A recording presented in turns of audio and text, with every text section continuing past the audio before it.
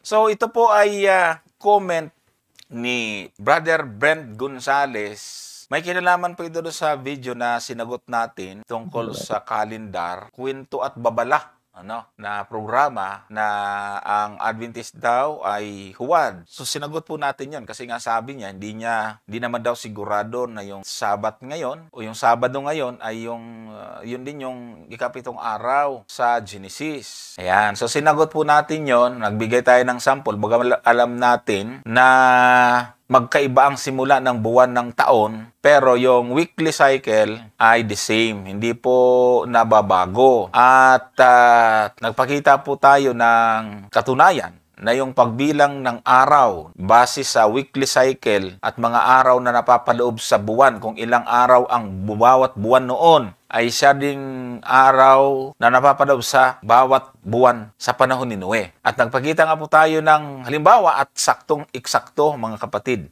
Eksaktong-eksakto. At nag-comment doon si Brother Brent Gonzales at ito yung kanyang comment. Sabi niya, hindi naman po literal na 7 araw ang creation ng Diyos. Magkaiba po ang araw ng tao sa araw ng Diyos. Kaya ang ikapitong araw sa Diyos ay hindi po ikapitong araw sa tao. Isipin mo, hindi ba kaya gawin ng Diyos ang lahat sa isang araw lang? Kaya po niyang gawin. At kung papansinin mo sa creation, ikalawa, gumawa ng Diyos ng araw. Hindi ko alam kung anong gusto niya sabihin dito. Ikalawa, gumawa ang Diyos ng araw. Gano'n ba? At nag-uumpisa ang kapanahunan dito sa mundo. Ito mahirap pag walang talata. Sa ika-4 na araw ng creation ng Diyos.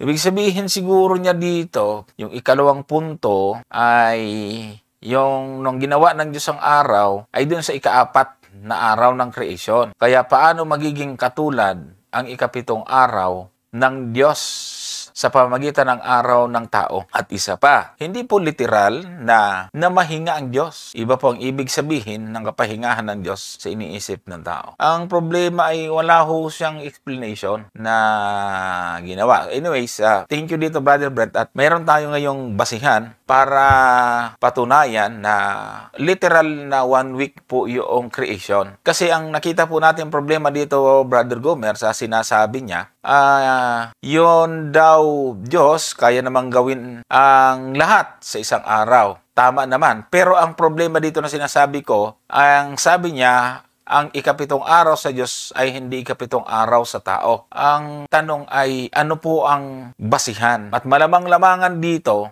ay yung sinasabi doon sa aklat ng Pedro na ang isang araw ay 1,000 taon, mga kapatid. So masyadong magulo ito, kaya ang atin na lang gagawin ay patutunayan natin na 1 week literal days yung creation. Ayan. Kasi dito masyadong yun lang po mga salita na siguro naririnig niya kay Brother Eli, yung mga ganitong paniniwala. Paano magiging katulad ng ikapitong araw ng Diyos sa pamamahinga ng araw ng tao? Yun, may mga question mark naman. So, kailanman ay hindi po natin pwedeng ilagay sa creation, mga kapatid, yung talata na mababasa po natin sa 2 Pedro 3:8. Ang sabi, datapat huwag ninyong kalimutan, mga minamahal, ang isang bagay na ito, na ang isang araw sa Panginoon ay katulad ng 1,000 taon. At ang 1,000 taon ay katulad ng isang araw. So, malaki ang possibility, mga kapatid, Brother Gomer, na ito yung kanyang tinutukoy. Hindi lang niya nilagyan ng talata. Kaya sabi niya, sa kanyang tanong ay,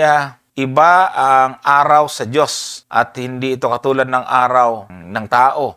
Yon. So, kung titingnan natin itong talatang ito, mga kapatid, ay hindi ho ito pwedeng ikapit doon sa creation. Kasi iba po yung tinutukoy ng 2 Pedro 3, talatang 8, Brother Gomer. Ano bang pinag-uusapan dito sa talatang ito ng 2 Pedro 3, talatang 8? At paano natin masabi na out of context ito kung ating gagawing interpretation kung literal ba o hindi ang creation? Sige. Yan, maraming salamat, Brother Johnson. Yan pong 2 Pedro, kung titingnan po natin yung pinaka-konteksto, ang itinuturo dyan ni Apostol Pedro ay tungkol sa muling pagparito ng ating Panginoong Jesucristo. At ang pinag-uusapan dyan ay yung mga manunuya na darating na may pagtuya. Kasi nga, of course, yung mga Kristiyano noon, sapagkat ang ating Panginoon nga ay nangako na siya ay muling darating at ang ini-expect nga nila, of course, ay doon sa kailang panahon ay muling darating ang Panginoon. Kaya nga lang, dahil nga sa nagtatagal, abay, maraming dumarating na, ang sabi ni Apostol Pedro, ay maraming manunuya, no, na siguro basahin natin itong nasa yan yung talata na ito para at least makita po natin. Ang sabi doon sa umpisan ko lang sa 8 siguro. Dapat huwag ninyong kalimutan, mga minamahal, ang isang bagay na ito ng isang araw sa Panginoon ay katulad ng 1,000 taon at ang 1,000 taon ay katulad ng isang araw. And then sa verse 9, hindi mapagpaliban ang Panginoon tungkol sa kanyang pangako na gaya ng pagpapalibang ipinalalagay ng iba, kundi mapagpahinuhod sa inyo na hindi niya ibig ng sino man ay mapahamak, kundi ang lahat ay magsipagsisi. Iyon. So dito ay makikita po natin mga kapatid na ang context na itinuturo ni Apostol Pablo ay yung ikalawang pagparito ng ating Panginoon at kaya niya nabanggit naman yung talata na yun. Actually, kinote niya po yun doon sa isang talata ng awit. Tingnan niya natin yung awit sa 90 verse 4. 90 verse 4. Yan. Ito po mismo yung talata na pinagkuhaan ni Apostol Pedro noong kanyang sinabi po doon na huwag kakalimutan. Sapagkat 1,000 taon sa iyong paningin ay parang kahapon lamang ng makaraan at parang pagpupuyat sa gabi. So ang itinuturo lang dito ni Apostol Pablo, sapagkat ang Diyos nga po ay infinite, ibig sabihin walang hanggan ang Diyos, ay hindi ho naiinip ang Diyos at hindi po siya nababound ng time. Dahil nga ang Diyos ay everlasting . So wala ho sa kanya yung time. Kaya nga ang sinasabi niya rito, yung 1,000 taon, of course napakatagal po noon. Pero sa Diyos, dahil nga po siya ay magpakailanman, infinite nga po siya, parang kahapon lang yun. So ganun yung pagkukumpara po dito. Hindi mo pwede itong idugtong dun sa days of creation, Brother Johnson. Malayo. Dahil hindi naman yung creation ang pinag-uusapan dito, kundi yung pagiging infinite ng Diyos, na kung ang pag-uusapan ay panahon, ay hindi ho siya nasasakop ng panahon, Brother Johnson. Yan pong ibig sabihin ng Apostol Pedro diyan sa unang Pedro 3:8. Na po natin, naituwid po natin yung napagkamalan pong talata para pasinungalingan yung literal na creation sa loob ng isang linggo. Ngayon ay magbibigay po tayo ng katunayan mula sa Biblia na totoo po na literal na 7 araw yung creation. So, gaano ba katagal yung creation o yung paglikha ng Panginoon? Nagkataon po na ito po ay isa sa topic dito sa aking aklat, yung 24 na gabay. At pinaliwanag ko po dito yung literal 24 hours a day creation. So, ang Biblia ay may patotoo, sapat na patotoo, na ang paglikha ng Diyos ang libutan ay sa loob lamang ng 6 na araw, at nung ika-7 araw ay tapos na ang kanyang paglikha. Hindi totoo na ang sinasabi ng iba, milyon, or kaya naman ay kung isang araw katumbas ng 1,000 taon ay di 6,000 years creation. Aba, ay napakahirap pagka bagal-bagal naman ng Diyos, kasi babasahin natin yung mga ginawa ng Panginoon sa bawat araw. Ang sabi nga ni Brother Brent ay kaya naman gawin yung lahat sa loob ng isang araw, pero bakit naman ay patatagalin niya ng pagkatagal-tagal? Yun nga, Brother Johnson, ang napansin ko rin doon sa sinabi niya . Kasi nga, sabi niya, kaya naman daw likhain ng Panginoon. Abay, tapos nagrereklamo sa 7 days. Yeah. Pero ang gusto niyang palabasin, million years. Kaya nga, yun nga tingnan po problema. Yung may mali yata doon, Nagrereklamo ka sa 7 days at ang gusto mong palabasin maaring ewan ko kung anong paniniwala niya, million years. Sa 7 days lang nagrereklamo na siya kasi kaya naman daw ng Diyos gawin. Bakit paabutin niya ng million years, Brother Johnson? Mamaya makikita natin yung problema dyan, kasi lalabas dyan yung edad ni Adan, milyon. Kasi may edad na sinasabi dito, yung edad na binanggit sa Biblia, yung edad ni Adan, literal na araw yon. Ay, sigurado. Sigurado. Kasi kung ika-6 na araw nilikha si Adan, di ba? Tama. Tapos, bago nagpahinga, ay umabot na muna ng 1,000,000 o 1,000,000. Kaso ang edad ni Adan na hindi man umabot ng 1,000,000. Naku, ang laking problema ito. Magbasa po tayo mga kapatid.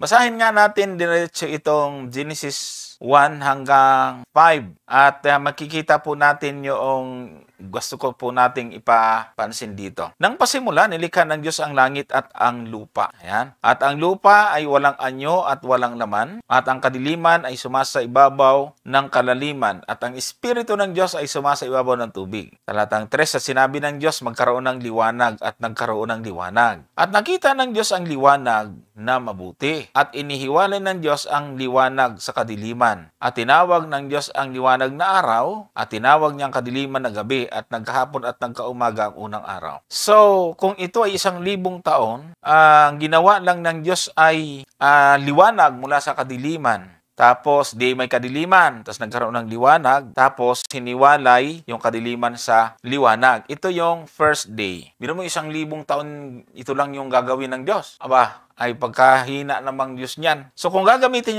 natin yung ating analysis, itong mga talatang ito ay sapat upang maunawaan natin na ang unang araw ay binubuo ng 24 hours. Sa pamamagitan ng alin? Ng dalawang bagay. Una, dahil sa pamamagitan ng salita na nagkahapon at nagkaumaga. So hindi na sinabi na nagkaroon ng mga hapon at mga umaga. So, singular po talaga yan. Kahit iparsing po ninyo yan, one lang talaga yan. Ikad ang ginamit dyan. Yung first day ay ikad kasi binubuo ng dilim at liwanag ang isang araw. Ayan po mga kapatid. So, hindi po siya plural, kundi siya po ay singular. Ang salitang first day o unang araw sa wikang Hebrew ay yom o yom ikad. Ibig sabihin, ang ikad ay nangangahulugan isa or singular. Subalit ito ay binubuo nga ng dalawang bahagi. Sa sumunod na talata na binasa natin, binabanggit ang salitang nagkahapon at nagkaumaga. Na ang ibig sabihin ay literal na 24 hours. Mababatersan natin ito mga kapatid. Halimbawa, punta tayo sa verse 8. Nagkahapon at nagkaumaga ang ikalawang araw. Okay? Ikalawang araw. Verse 13, nagkahapon, nagkaumaga ang ikatlong araw. Verse 19, nagkahapon at nagkaumaga ang ikaapat na araw. Verse 23, nagkahapon at nagkaumaga ang ikalimang araw. Verse 31, nagkahapon at nagkaumaga ang ika-6 na araw. So mula sa una hanggang sa ika-6 na araw, palaging may nakalagay na nagkahapon at nagkaumaga. Inilalagay ito sa tuwing natatapos ang paglikha sa bawat araw. At ng ikapitong araw ay natapos ng Diyos ang kanyang creation. Chapter 2, verse 1 hanggang 2,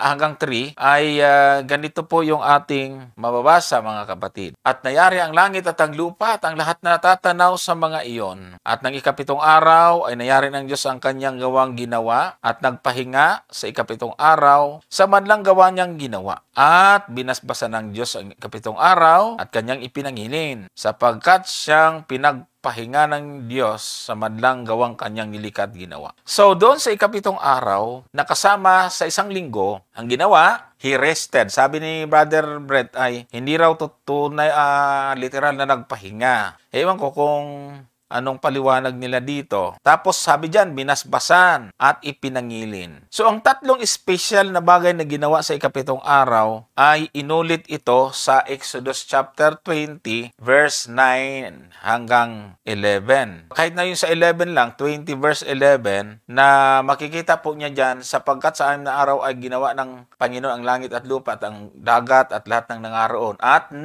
pahinga sa ikapitong araw na pinagpala ng Panginoon ang araw ng Sabat at pinakabanal. So, doon sa salitang hindi literal nagpahinga, ang tinutukoy po doon ay wala na siyang creation.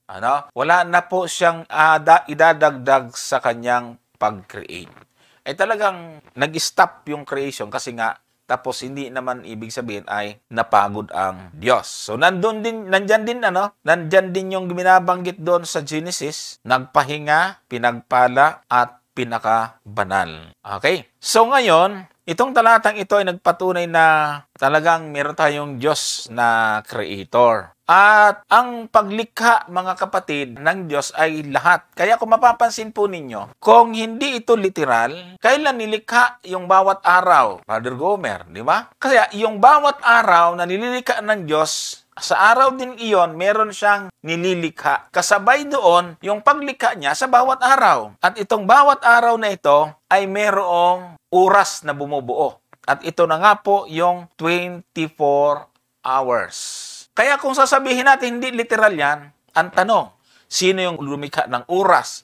Sino yung lumikha ng araw? O saan? Ay wala na ho tayong mababasahan yan kung paano nilikha ng Diyos, kundi dito lamang sa creation. Sa madaling salita, ay malinaw sapagkat lahat ng bagay, lahat ng elemento dito sa mundong ito ay nilikha ng Diyos. At kung tututulan ang 24 hours a day, saan natin nahanapin sa Biblia kung kailan nilikha ng Diyos yan? Wala tayong referensyang maipapakita, Brother Gomer, na yung oras ginawa ng Diyos. Yung araw, yung day, yun po ay isang malaking problema, mga kapatid. Ngayon, yung pong isa sa nakita ko sa kanyang sinabi, Brother Gomer, ay parang problema siya kasi yung sun ay ika-4 na araw ginawa. So, ang problema ay naroon sa talata ng Genesis chapter 1 verse 5 na merong araw, merong day. So, yun nga ang katunayan na sa bagong langit at bagong lupa, hindi kailangan yung sun, pero may day. Okay, kita nyo na kasi nga merong 1,000 years doon. So, sa bagong langit, bagong lupa, hindi kailangan yung liwanag ng araw. So, anong liwanag yung ginawa? Saan galing yung liwanag na nilikha o nandoon na sa unang araw hanggang ikatlong araw? Kung sa ika-4 na araw, nilikha yung sun. O edi ang sagot ay nandun. Sabi ng Panginoon sa talatang 3 ay, let there be light. Magkaroon ng liwanag. So yung liwanag na yon, hindi yun galing sa sun, kundi gawa ng Diyos yun. Okay? So yun yung liwanag din na tatanglaw sa atin sa bagong langit, bagong lupa, na iyan po ay galing sa Diyos mismo. Kaya nga sabi doon sa Apokalipsis, sapagkat ang liwanag doon ay ang kordero. O meron kang karagdagan dyan, Brother Gomer? Kung titingnan po natin yung pattern na ginamit, inisa-isa ni Brother Johnson, yung nagkaroon ng gabi, nagkahapon, nagkaumaga. Wala naman hong pinagbago. Pansin nyo ho ba, mula doon sa talatang 5 ba yun, nag-umpisa hanggang 31, walang nagbago doon sa pattern, nagkahapon at nagkaumaga, unang araw, pangalawang araw, pangatlong araw. Kaya nga, dito, kung paiiralin lang natin, Brother Johnson, yung ebidensya, ebidensya lang ang paiiralin muna natin. Ano ang mas tama? 6 na araw nilalang ng Diyos o milyon na taon? Kung ang pagbabasahin natin ay itong nabasa natin sa Genesis. Abay, mas tama na sabihin na 6 na araw kasi yun ang nakalagay doon. O basahin natin yung 31, diyan sa 31. Tingnan po ninyo. Paano nyo babaguhin ito? 1:31. Nakita ng Diyos ang lahat ng kanyang nilikhat. Narito, napakabuti. Nagkahapon at nagkaumaga ang ika-6 na araw. O dito natapos yung paglikha. Kailan natapos? Ang sabi, ika-6 na araw. Ay sino ngayon ang paniniwalaan mo? Itong sinasabi ng Biblia na sinulat. Actually, si Moises ang nagsulat nito eh. Tama. Kailan ba umiral si Moises? Hindi ho ba? Di lalabas ngayon. Mali. Mali yung isinulat ni Moises. Tsaka ang magkakaproblema dyan, nung iutos ng Panginoon sa Exodus na ipangil ng 7 araw, bakit gagamitin ni Moises yung creation para magpahinga sa 7 araw kung ibang araw pala doon at 1,000 taon pala yon? Kaya nga dito mga kapatid, ang paiiralin po natin dito, ebidensya, hindi yung kwentong kutsero. Sorry for the word, Kasi yung basihan ng mga nagsasabi, million years yan. Nasaan ang ebidensya? Wala. Wala po silang makipakitang ebidensya. Ito, maliwanag ito, mababasa. Sabi ni Moises na nagsulat, nagkahapon, nagkaumaga ang ika-6 na araw. Ngayon, pag binasa mo yung 2:1, tuloy natin sa 2:1, nayari ang langit at lupa. O kita mo, so sa ika-6 na araw, tapos na. At ang lahat na natatanaw sa mga yaon. 2. Tapos sabi niya, at nang ika-7 araw, abay, tama naman ang bilang 1, ikalawa, ikatlo, ika-4, ika-5, ika-6, ika-7. O, meron ho bang mali? Nang ikapitong araw, ang sabi diyan, nayari ng Diyos ang kanyang gawang ginawa. Hindi sinabi diyan na nung milyon-milyong taon ang nakaraan, ay dapat ganon. After 4 billion years or 13 billion years. Hindi ho ganon nakalagay mga kapatid. Pero ang problema, kapag yun nga, alam mo, Brother Johnson, dito, mas, kumbaga, ano ako sa mga atheists. Bakit? Ay, yung mga atheists hindi naniniwala sa Biblia, di ba? Kaya, Ang ibig sabihin, kung sabihin man ng atheist na billion years na ang mundo, abay, mas mauunawaan mo. Alam, bakit? Hindi sila naniniwala sa Biblia Ay, itong mga tao ito na kumukontra dito sa 7 days creation, naniniwala daw sila sa Biblia. Paano yung nasasabi ngayon na naniniwala kayo sa Biblia ay nababasa ko, ika-6 na araw, ika-7, sasabihin nyo, million years. yun nga. Para mo namang sinasabi sa akin, ipakikita mo ito. Anong kulay ito? Sasabihin ko blue. Ay hindi, puti yan. Tama ba yon? Sasabihin mo ito puti. Pag pinilit kong blue, ay hindi, puti yan. Ang labo naman nun. Hindi naman ako nagagalit, Brother Johnson. Pero kung titingnan po natin yung ebidensya dito, sa 31 ika-6 na araw. Dito sa 2:1, magkakasunod lang naman na talata, ika-7. Susunod-sunod siya, Brother Johnson. At yun ang sinabi ni Moises. Ngayon, nung isulat ni Moises na naman yung Exodo, ay tipuntahan natin, tingnan natin. Exodo 20, ang talata ay 8. Sabi na naman ni Moises, si Moises na naman nagsulat nito. Pero ito, Brother Johnson, although isinulat ni Moises, tandaan po ninyo doon sa Genesis, isinulat ni Moises yon. Hindi natin alam kung paano niyang naisulat. Pero, itong 28, ang nagsulat nito ang Diyos, hindi si Moises. Tandaan po natin, mga kapatid, ang nagsulat po ng 10 utos sa 2 tapyas ng bato, ang Diyos. Tama. Hindi ho si Moises. Kinupya lang ni Moises yan, kaya naisulat sa Exodo. Ano sabi ng Diyos? Diyos na ang nagsasabi nito, Brother Johnson. Alalahanin mo ang araw na Sabat upang ipangilin. 9. 6 na araw na gagawa ka at iyong gagawin ang lahat ng iyong gawain. Ilang araw? 6. Yung bang 6 dito sa Exodo 29 at doon sa ika-6 na araw doon sa Genesis 1:31 magkaiba? Patunayan yung magkaiba. Para maniwala ko na yung nasa Genesis, million years na yun, 6 doon. At itong 6 na ito ay literal na 6, hindi yung katulad nung nasa Genesis. Sabi niya, 6 na araw na gagawa ka at iyong gagawin ang lahat ng iyong gawain. Verse 10. Ngunit ang ika-7 araw. Tanong, ito bang ika-7 araw na ito na binanggit ng Diyos? Kasi Diyos ang nagsulat. 1,000 taon? Ito bang ika-7 araw na ito ay iba dun sa ika-7 araw na binabanggit sa 2 ng Genesis? Hindi po. Yung bang ika-7 araw doon sa, kasi balikan natin yung 2 ng Genesis. O, tingnan mo. Pareso, at ng ika-7 araw. O, ay tanong, ito bang ika-7 araw dito sa 2:2 ng Genesis ay iba sa ika-7 araw na binabanggit ng Diyos doon sa Exodo 20, Gis? Yan. O, balikan natin yung Exodo 20 at talatang 10. Ngunit ang ika-7 araw ay Sabat sa Panginoon mong Diyos. Magkaiba ba yan? Ay, ewan ko kung saan ka kukuha ng paliwanag mo, sabi mo magkaiba. Hindi ho ba mga kapatid? Ngayon ang tanong, bakit ito iniutos? Pag binasa natin yung talatang 11, tingnan mo. Ang Diyos din na nagsabi nito ang Diyos din. Sapagkat, ilang araw daw?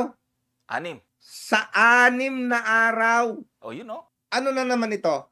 Guguluhin na naman nila yan. Sa 6 na araw na binubo ng milyong-milyong taon? Mga kapatid, yan po ba ang sinasabi ng ating Panginoon dito? Sapagkat sa 6 na araw ay ginawa ng Panginoon ang langit at ang lupa, ang dagat at lahat ng nangaroroon, at nagpahinga sa ika-7 araw. Di yun nga yung binabanggit sa Genesis. Tama. Literal na. Paano nyo sabing hindi literal na 6 na araw yan at nagpahinga sa ika-7 araw? Na pat pinagpala ng Panginoon ang araw ng Sabat at pinakabanat. At saka, isipin mo, Brother Johnson, kung libo-libong taon pala yan, o million years pala yan, ang dami palang araw ang binasbasan ng Diyos. Hindi pala araw binasbasan, taon. Million years ang binasbasan ng Diyos, lalabas ganun. Kaya nga hindi ho papasa yung ganung paniniwala. Kaya nga, abay, mas mauunawaan mo yung mga atheists na maniwala na billion years. Kasi ang batayan nila yung mga, ano tawag ito? ano bang tawag nila doon? Yung mga carbon, Kambu- carbon dating, carbon Oo, dating. O hindi naman accurate yun eh. hindi naman. Dahil yung carbon dating, depende, ang resulta nun ay depende dun sa moisture, dun sa pinagkuhaan mo ng ano mo, ika-carbon dating mo. Hindi ho ba mga kapatid? Hindi ho yun pwedeng pagbasihan ng edad. Ngayon, kung atheist ka at hindi ka naniniwala sa Biblia, pwede, mauunawaan ka pa. Pero yung naniniwala kuno sa Bible, tapos ayaw maniwala dito sa sinasabi ng Bible, ay wag na kayong maniwala sa Bible. Kung Oh, ganyan din lang ganun, naman ang mangyayari. ganun. Ito ay napakatibay na batayan na ang Diyos mismo ang nagsasabi, 6 na araw. Ay wag nyo na hong ipilit na yung 6 na araw na yan. Ipilit yung milyon-milyon na taon yan. Ay ngayon, kung ipipilit yung milyon na taon yan, edi bahala kayo. Wag nyo akong paniwalain sa ganoon, Brother Johnson. Oh, Wala tama. naman akong problema kung ang paniniwala nyo sa sinabi ng Diyos na 6 na araw ay kahit ba bilyon o trilyon na taon ang gusto nyong gawin dyan. Yan. Ang hindi kasi nila alam dito, mga taga-subaybay, na ang Diyos po ang nalalapastangan sa ganung mga salita kasi nga, yung pong ikapitong araw ay alaala ng kanyang pagiging creator. Kaya nga doon sa Revelation, isambahin ang lumalang ng langit at lupa. Connected po yan, mga kapatid, sa worship, mga taga-subaybay. Kaya nga, 6 days pagtatrabaho, yung ikapito ilalaan sa Diyos bilang pasasalamat, pagsamba sa Diyos na lumikha ng langit at lupa. At ang katunayan lamang na ang matibay na katunayan na magagamit po natin, paniwalaan yung 7 days creation o 1 week, mga kapatid. So, ano yung kaibahan ng Kristiyano, yung Diyos ng Kristiyano sa Diyos ng Islam, Hinduism, Buddhism, at kung sino-sino pa. So, yung Kristiyano ay naniniwala sa Biblia sa pamagitan po nitong creation account na yan. So, tingnan po ninyo mga kapatid, merong binasa tayo kanina na may dalawang espesyal na nilikha ang Diyos sa isang araw. Kung ating babasahin, doon sa unang araw, simula sa unang araw, nilikha ng Diyos ang lahat sa magitan lamang ng kanyang salita. Kapag kanyang sinasabi ay nangyayari. At mababasa natin yan sa Aklat ng Awit, 33 verse 9. Tingnan nga natin itong sinasabi po dito sa Awit 33:9. Sapagkat siya nagsalita, nangyayari, siya nag-utos, at tumayong matatag.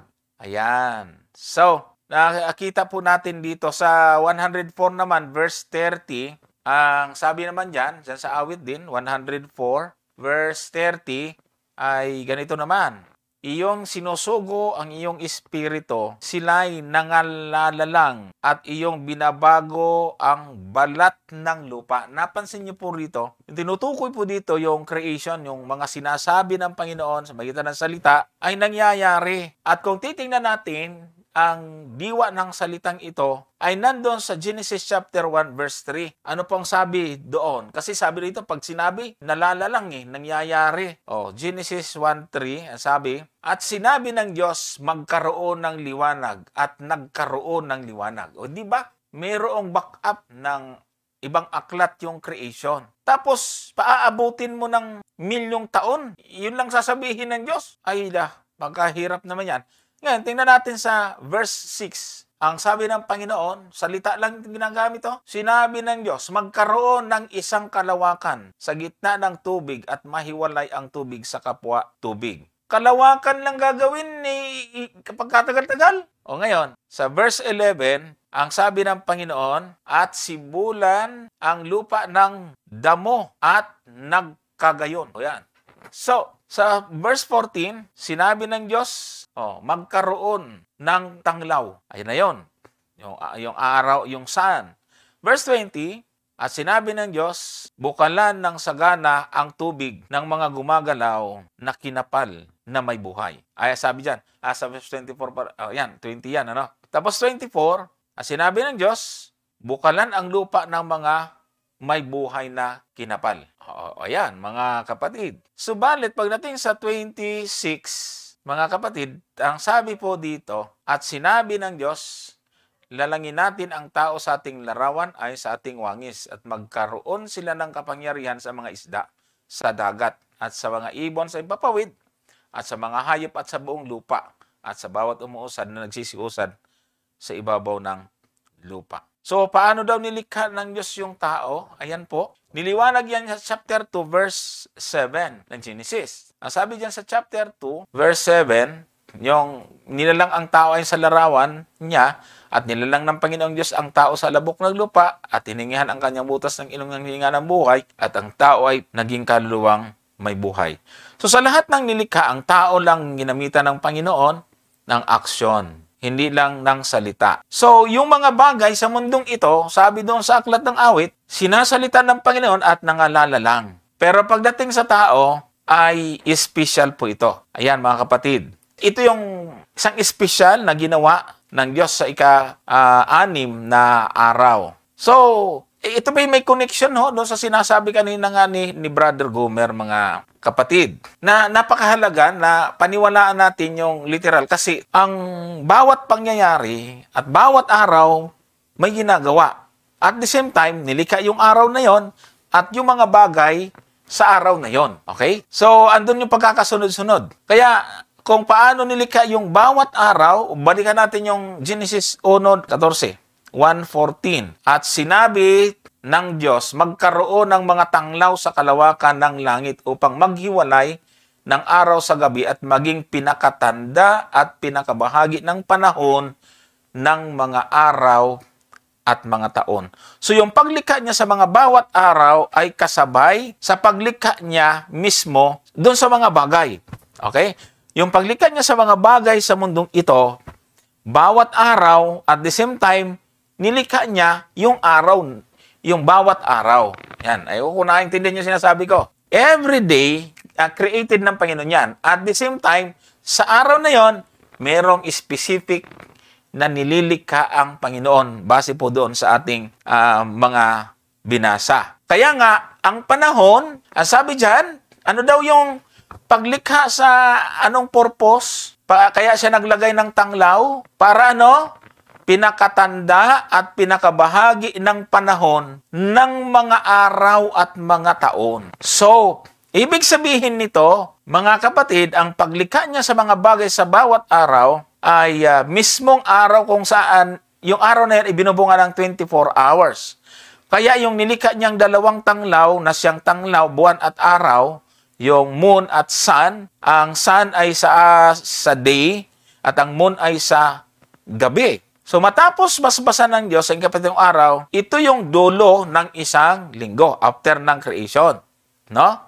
Kaya ang isang buwan ay binubuo ng 4 na linggo at ang isang taon ay binubuo ng 12 buwan at ang isang araw ay binubuo ng 24 na oras. So yung purpose nung bakit may sun, may moon at may day, nakita po ninyo mga kapatid, yung napakagandang creation na ginawa ng Diyos. Kung bakit yung panahon, sabi niya ni pagbilang ng mga araw at mga taon Paano natin binibilang ang mga taon? Yung isang taon may 12 months. Yung buwan merong 4 weeks. Yung 1 week merong 7 days. Yung days merong 24 hours. At ang binabasihan nga po dyan, sa 24 hours, merong liwanag, merong dilim. May day, merong night. So yan po ay katunayan, Brother Gomer, na napakalinaw, na literal talaga. Ang isang dyan, Brother Johnson, nais kong dugtungan niyang sinasabi mo. Yung isang araw ay binuubo siya ng nagkahapon, nagkaumaga. Tama, di ba? Oo, yan na nga. Yung bumubuo sa isang araw, isang liwanag, isang dilim. Correct. Ngayon, yung isang buwan, alam natin, mayroong sa astronomy, alam nila, bagong buwan na. Tama? At nagdidepende yun kung ilang araw. Mayroong 31 days. May leap year na tinatawag. Mayroong 30 days. Pero yung isang taon, 12 months. Yan. Ang tanong, paano na-imbento ang isang linggo ay 7 araw? Yan. Kung hindi literal yung creation. Correct. Oh. Paano nabuo o paano nagkaroon ng idea na ang isang linggo ay 7 araw? Ba't hindi 8 o ba't hindi 9? Napansin po ba ninyo?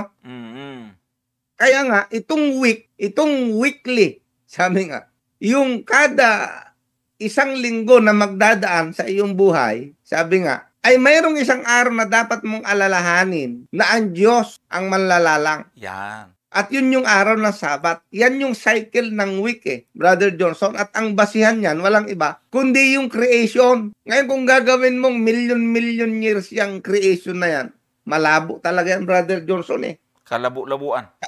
Sabi ko nga, ebidensya mula sa Biblia, hindi ho papasa. Una, kanina binanggit mo na, Brother Johnson. O basahin natin yung isang talata dito sa... Ito, pansinin niyo pong mabuti ito mga kapatid. Sa Genesis 5, ang talata 5, binanggit na ni Brother Johnson kanina to, dudugtungan ko lang.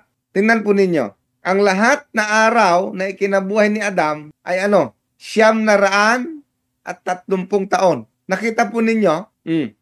930 si Adan. Abay, si Adan ay nilalang anong araw? 6. Di ba ika-6? Oh. Ika-6 na araw. Ay paano sa nakalabas ng Garden of Eden? Patay tayo dyan. Kung ang isang araw doon sa paglalang pala ay million years. Oh. Nakita po ninyo mga kapatid, kaya nga dito, hindi talaga uubra yan.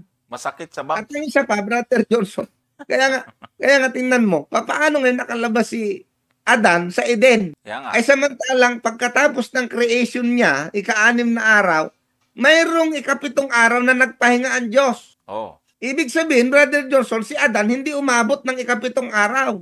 Hindi na. Patay agad. Patay agad kasi million years yung isang araw dyan Oo nga. O, Nakita kahit po ninyo, nasabihin, mga kapatid? kahit sabihin natin 1,000 years lang, ang problema rito, wala mang 1,000. 900 nga lang inabot niya 930 nga lang Oo. E paano yan? Paano natin i-reconcile ngayon yan? Doon sa edad ni Adan. Yan. Di ba?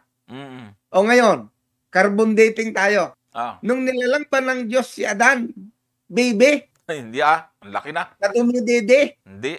Binata na. maka-carbon date mo yung buto niya. Oo. O, halimbawa, nung lalangin ng Diyos si Adan, Brother Johnson, malaki na. Di ba? Oo, pagka i-carbon dating yun, 33 years old na to kalalalang lang.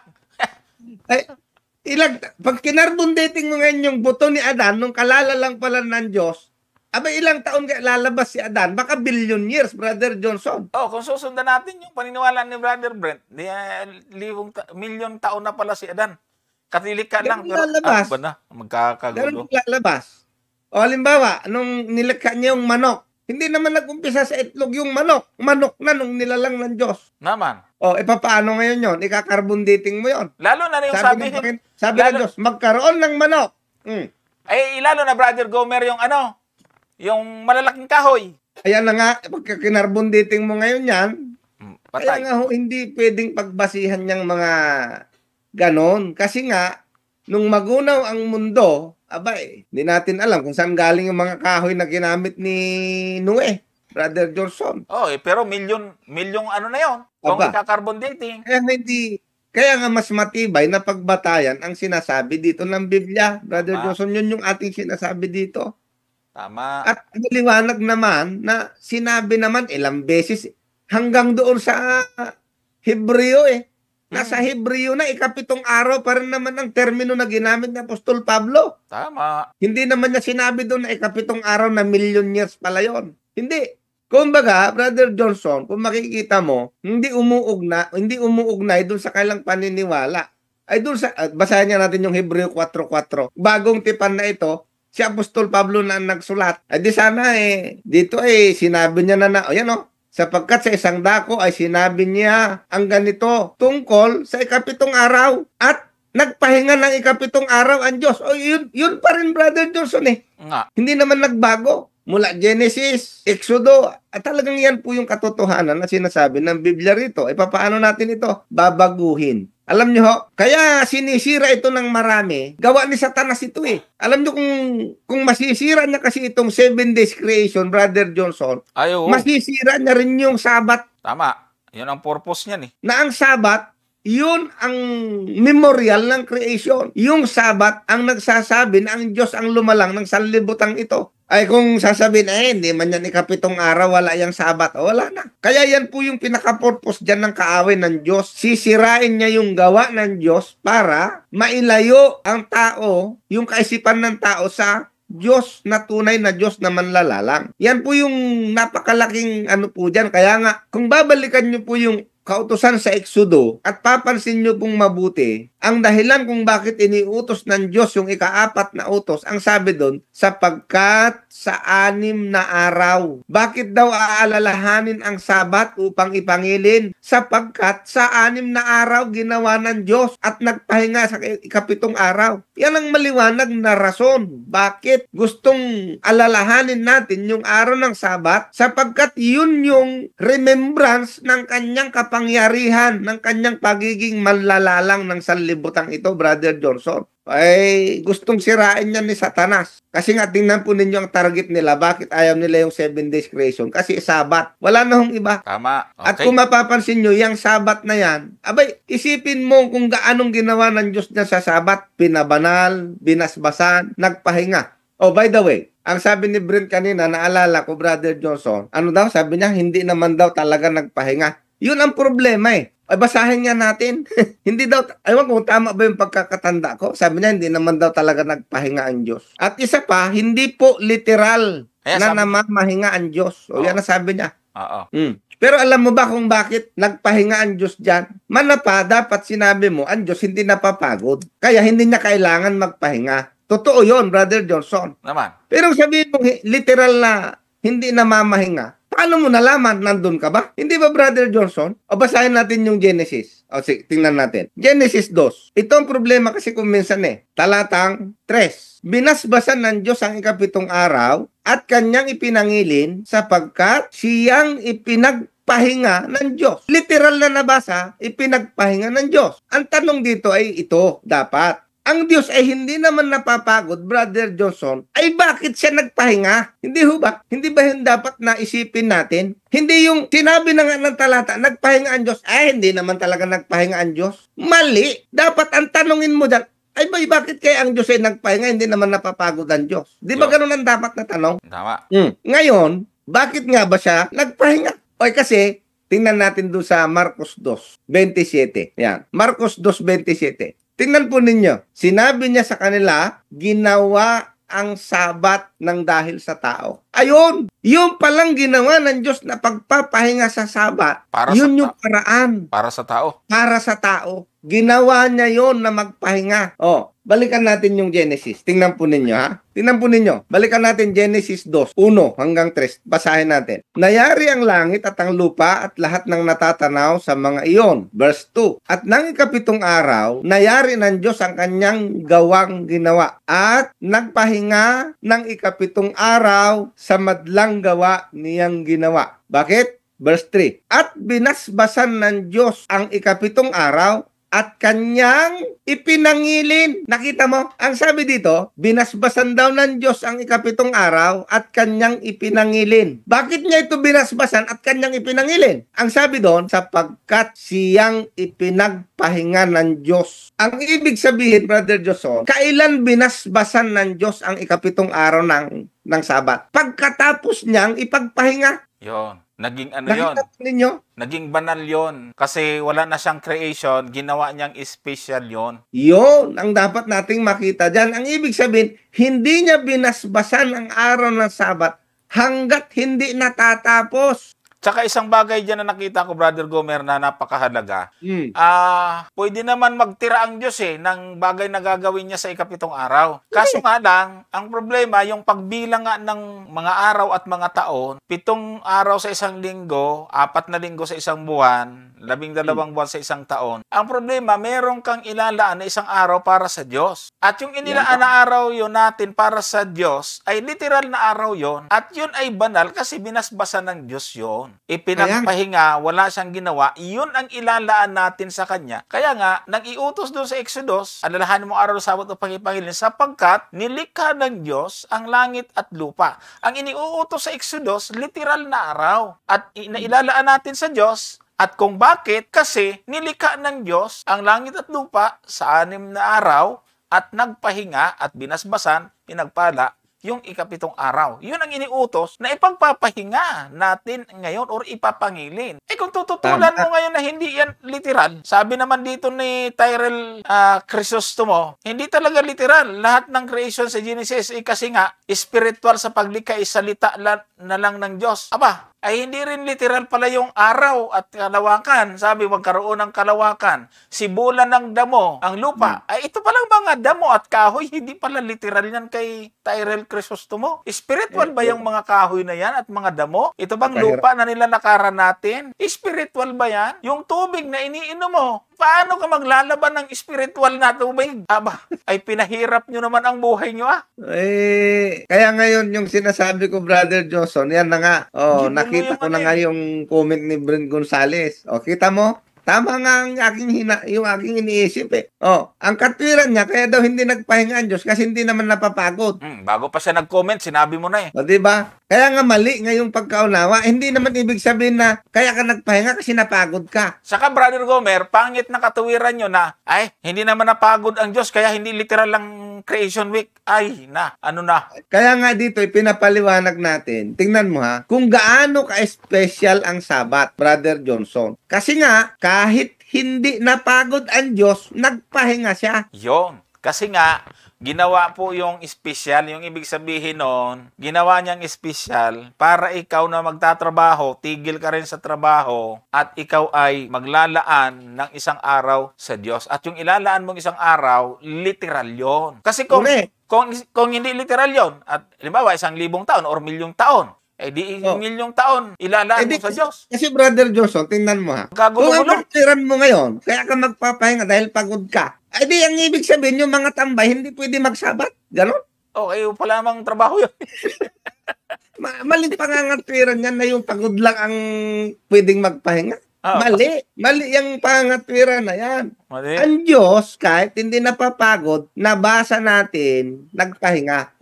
Ngayon, ang tanong mo, ang nagtataka ka, ang gusto mo kasi mangyari, huwag kang magpahinga kasi hindi ka naman napagod. Kasi ang Diyos hindi naman daw napagod, kaya hindi totoong nagpahinga. Yun ang katwiran niya.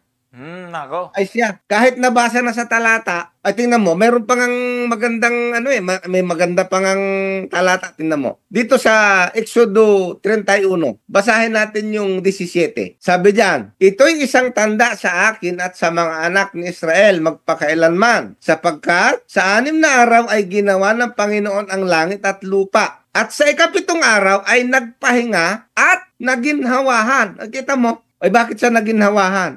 Isipin mo, sa loob ng isang araw, Brother Johnson, nagpahinga ang Diyos. Pagkatapos niyang magpahinga sa loob ng isang araw, sa kanya binasbasan yung araw na yon. Yun ang dapat nating maintindihan. Kasi ipinangilin niya nga, Hindi porque hindi napagod ang Diyos, wala na siyang karapatang magpahinga. Ano ka ba naman, Brother Brent? Ang gusto mo kasi palabasin, wag kang magpahinga kasi hindi ka naman napagod. Hindi naman ganun Oo nga, hindi nga ganun. Ngayon, meron siyang tutol dito. I-consider to kasi langanin tayo mag-open ng ibang tanong. Paano mo ipapaliwanag kung literal ang 7 araw ng creation? Gayong sinasabi sa Genesis 1:14 ay doon nag-umpisa ang panahon, ang mga taon.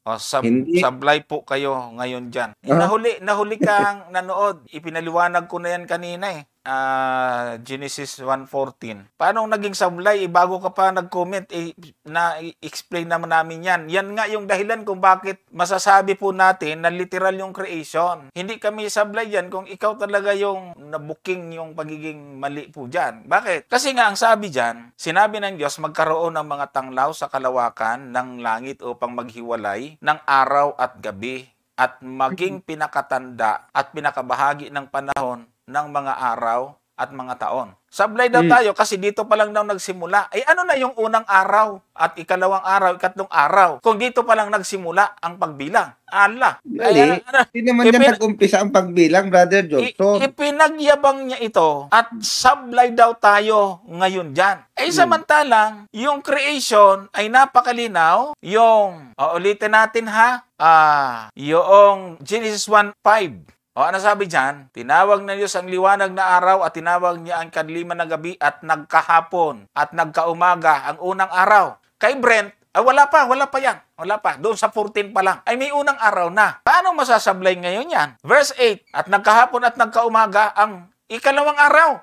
Ay hindi, sa 14 pa lang nagsimula ang bilang. Iluluko yung sarili niya. Ito, verse 13, ikatlong araw. 13. Ay, nagbibilang na, brother Brent.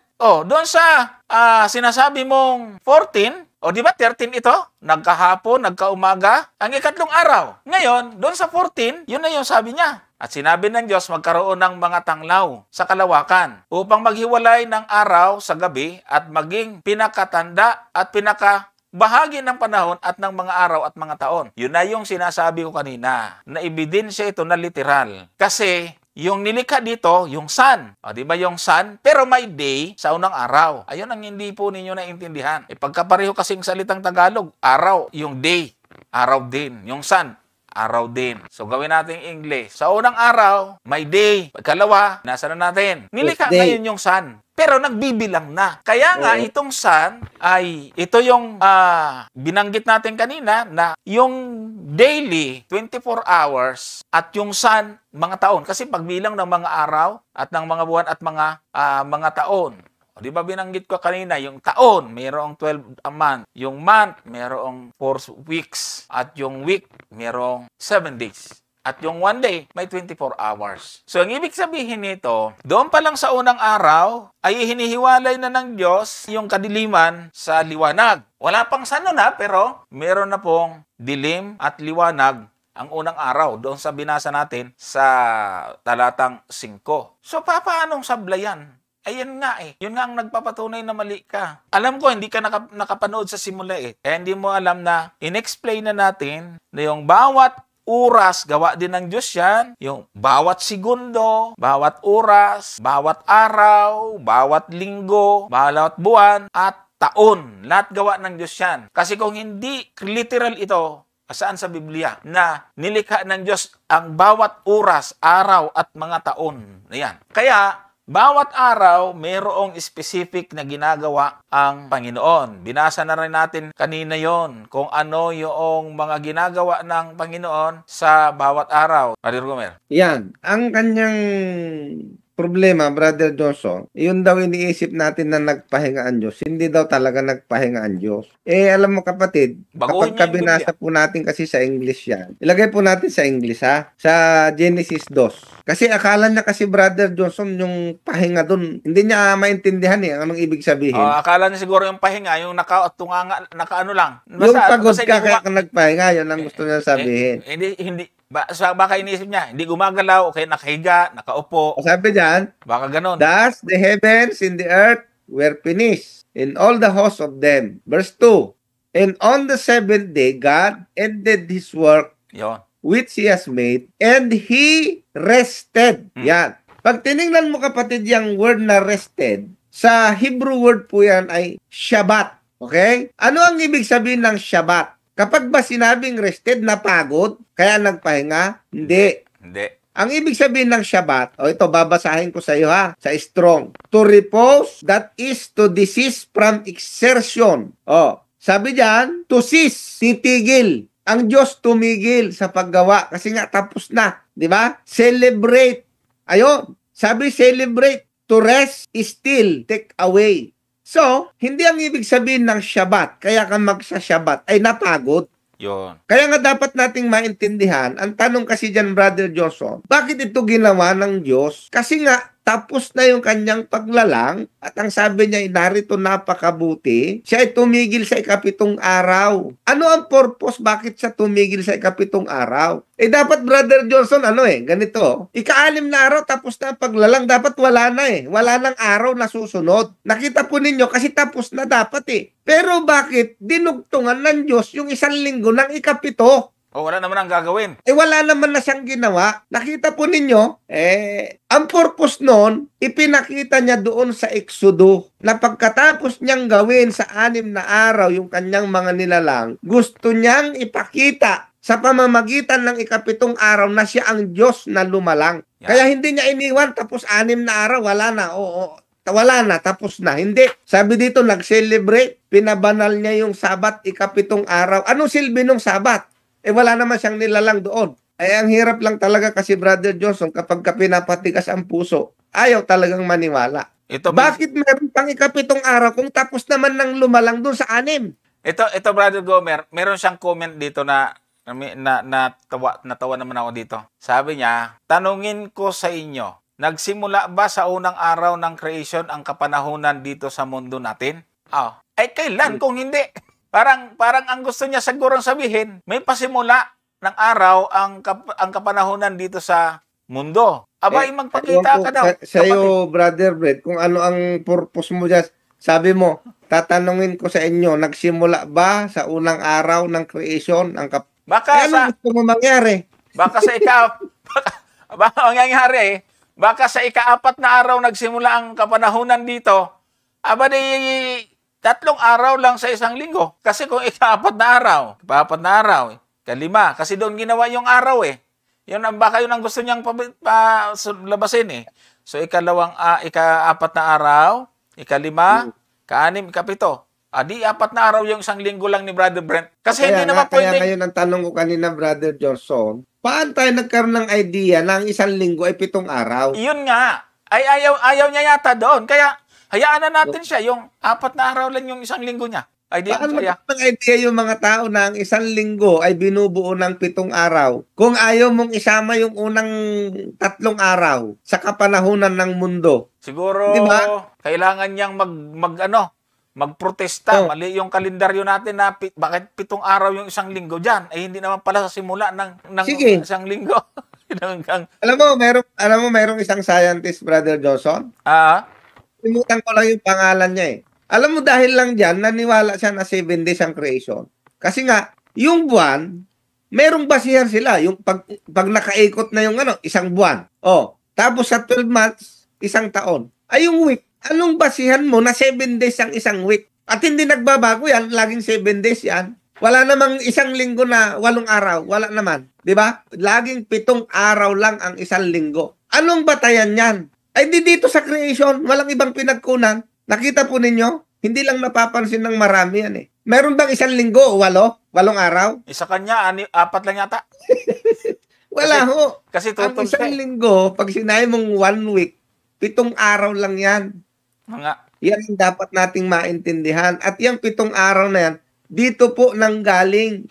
Kaya nga, in the beginning, God. Doon nag-umpisa. In the beginning, God created the heavens and the earth. Doon nung nag-umpisa ang panahon. Ang nirereklamo niya pala dito, Brother Gomer, kasi yung sa Genesis 14, doon lang daw nagsimula. Sabi niya kasi dito, tingnan mo screenshot ko lang to. Paki-ready yung 1:14. Sabi diyan sa Genesis, at sinabi ng Diyos, magkaroon ng tanglaw sa kalawakan ng langit upang maghiwalay sa araw at maging pinakatanda at pinakabahagi ng panahon ng mga araw at mga taon. Tingnan nyo, ito yung sabi niya. Ano pala yung Genesis 1:14 na sabi ng Diyos, nagsimula ang panahon at ang tao? Wala naman. May sarili na rin siyang Biblia. May sarili na rin siyang kalendaryo. May sarili mong Biblia, Brother Brent. Diba? Print mo yan. May sarili na siyang kalendaryo. May sarili pa siyang version. Kasi tinan niyo po mga kapatid, pagtabihin kaya natin yan Ang sabi niya, ano pala yung Genesis 1:14 na sinabi ng Diyos, nagsimula ang panahon at ang tao. Ano pala yan? Tingnan natin kung mayroon bang salita dyan na nagsimula yung panahon at tao. Basahin natin tao dyan At sinabi ng Diyos, magkaroon ng mga tanglaw sa kalawakan ng langit upang maghiwalay ng araw sa gabi at maging pinakatanda at pinakabahagi ng panahon ng mga araw at mga taon. Asan yung tao dyan at salitang simula? Wala na yun, Brother Johnson. Kasi nga sabi ilagay na lang natin. Ganito na lang. Brother Gomer, tulungan na lang natin siya. Ilagay natin tong kanyang salita. Sige, basahin ko yung talata tapos ilagay natin yung comment ni Brother Brent sa talata. Ganito. At sinabi ng Diyos, magkaroon ng mga tanglaw sa kalawakan ng langit upang at nagsimula ang mga panahon ng mga tao. At hindi pwede. Hindi uubra Brother Brent, pasensya na, hindi pwedeng isingit Wala Kasi papaanong diyan magsisimula? Ano yan? Anong araw na yan? O, di ba? O, basahin natin yung 15. At maging pinakatanglaw sa kalawakan ng langit upang tumanglaw sa ibabaw ng lupa at nagkagayon. 16. At nilikha ng Diyos ang dalawang malaking tanglaw. Ang malaking tanglaw ay upang magpuno sa araw at ang maliit na tanglaw ay magpuno sa gabi. O, kita mo na, meron ng araw, meron ng gabi. Yung nilikha doon sa 14, yun lang tatanglaw sa araw, yung sun, yung sa gabi, yung moon. Nilikha rin niya yung mga bituin. Tapos, sa 17, at mga iniligay ng Diyos sa kalawakan ng langit upang tumanglaw sa ibabaw ng lupa. Wala talaga dito yung pasimula ng mga tao eh. Sa 18, baka nandyan. At upang magpuno sa araw at gabi at upang maghiwalay ng liwanag at kadiliman at nakita ng Diyos na mabuti. 19. At nagkahapon at nagkaumaga ang pasimula ng araw. Ayan ba yung nakalagay, Brother Brent? Nagkahapon at nagkaumaga ang ika-4 na araw. Hindi naman pasimula eh. Ika-4 na araw, Brother Johnson, sabi, ika-4 na araw. Sa kanya, simula pa lang eh. Ika-4 na araw. Nagsimula pa lang si Brother Brent eh. Dapat mapansin mo, Brent Gonzales, na diyan sa ika-4 na araw, nilalang ng Diyos yung araw. Kaya ka siguro nalilito kasi pinagpaparehon mo yung araw sa araw. Siguro, akala niya, yung sun, yun din yung day. Yun na nga.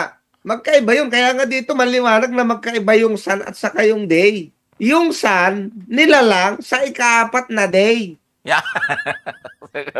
Yun. Siguro maintindihan niya na yun. Kailan nilalang yung sun? On the 4th day. Hindi, sa kanya, yun pa rin yung unang araw eh. Kasi nga, Tagalog lang siguro binabasa niya eh. Subukan mong magbasa ng English. Iba yan. Ayan, English, ang liwanag eh. There was evening, there was morning, the first day. Pero sa kanya, wala pa yun.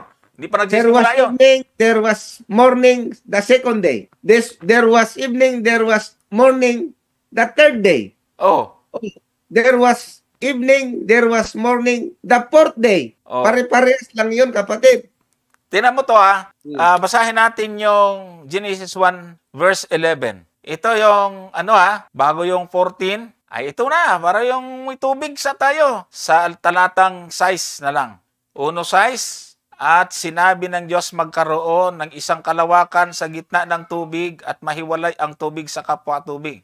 Ay ito kay Brother Brett, hindi wala pa yan, hindi pa simula yan. Talatang 7, at ginawa ng Diyos ang kalawakan at inihiwalay ang tubig na nasa ilalim ng kalawakan sa tubig na nasa itaas ng kalawakan at nagkagayon. Alam niyo po ba kung ano ang ibig sabihin dito? Yung firmament dito, yung kalawakan na inihiwalay, ginawa ng Diyos ang kalawakan, yung outer space natin, at inihiwalay ang tubig na nasa ilalim ng kalawakan at tubig na nasa itaas ng kalawakan. Alam niyo ba kung ano yan? Hindi ba kayo nagtataka bakit may tubig sa itaas? Yung pag bumubagsak ulan, bago magtag-ulan, nandun lang yun. So yung permanent na yan, likha ng Diyos yan.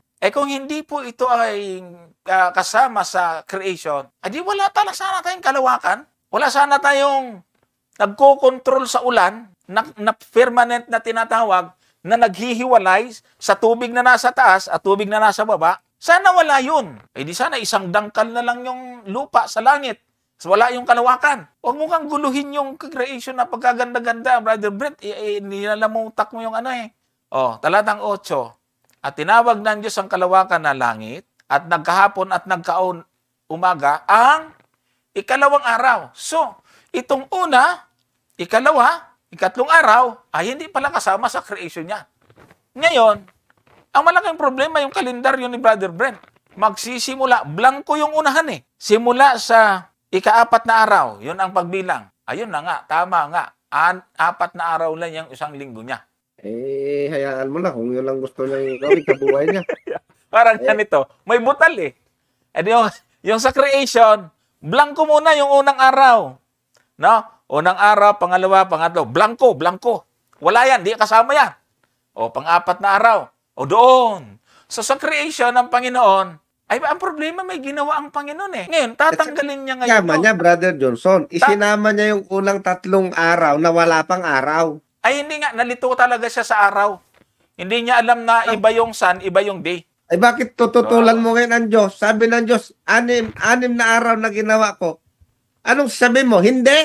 Oo, mali ka, Diyos. Wala ka namang ginawa. Ay, ano eh. Hindi naman kasama yung ginawa mo sa unang. Sinabi na nga ng Ako'y- Diyos, sapagkat sa 6 na araw ay ginawa ko. Sabi ng Diyos. Hindi. Mula lang doon sa ikaapat yung araw. Anong klase naman yan? Aywan ko, Brother Johnson. Hindi ako, sabi ko nga, manalangin na lang tayo na maunawaan. Kasi nga, ang liwanag, kapatid. 6 na araw ang sabi ng Diyos. Hindi naman niya siguro sasabihin na 6 na araw na nilalang niya kung hindi yun totoo. Di ba, Sabi Brother niya, Johnson? Sabi niya, Brother Gomer, iba yung araw. Ipipilit niya nga ang iba, Brother Johnson. Kaso lang, Oh, hindi niya pinag-iba ng Diyos. Hindi Ikaw niya lang ang pinag-iba. nagpapaiba. pinag-iba niya lang. Pinag-iba niya lang kasi yung Hebrew word na yung ay pareho lang. Yung salitang nagkahapon nagkaumaga hanggang ka-6 na araw. Ito tanong ko, Pareho lang eh. Brother Brent. Nung sabihin ba ng Diyos na 6 na araw na ginawa ko ang sanglibutan? Mali daw yun, mali. Totoo ba yun o hindi? Mali ang Diyos doon, kay Brent. Ngayon kung sinasabi mong iba, yung mula doon sa ikaapat na araw, ay bakit sa Diyos pareho lang? Bakit 6 na araw? Magkapa pala. Ay naku naman. Dapat sinasabi ng Diyos, sapagkat nilikha ng Diyos sa 6 na araw at nagpahinga ng ikapito, dapat sinabi na lang din ng Diyos yun. Iniligay niya, sinulat niya yun sa 10 utos eh. Dapat sinabi niya na yung unang araw dyan na, unang 3 araw, iba yun. Dapat ganon. Ibang Diba? klase, no? Kasi kung ang Diyos nga mismo nagsabi, pareho lang yung unang araw na tatlong una, di ba? Tatlong araw yung nauna na walang araw eh. Oo nga. Ayun na nga siya nalilito. Tapos, yung 4 na araw na nahuli, may araw na. Yan nga. Nakita ko ninyo. Para ba ganito, Brother Johnson? Alam mo, nagtayo ako ng bahay. Yun naman talaga eh. Oo. Hindi pa ako nakabili ng bumbilya. Parang ganun eh. Nilagyan ko na ng bumbilya nung pangatlong araw. Ano palalabasin mo? Hindi kasama yung, ano ba naman yun?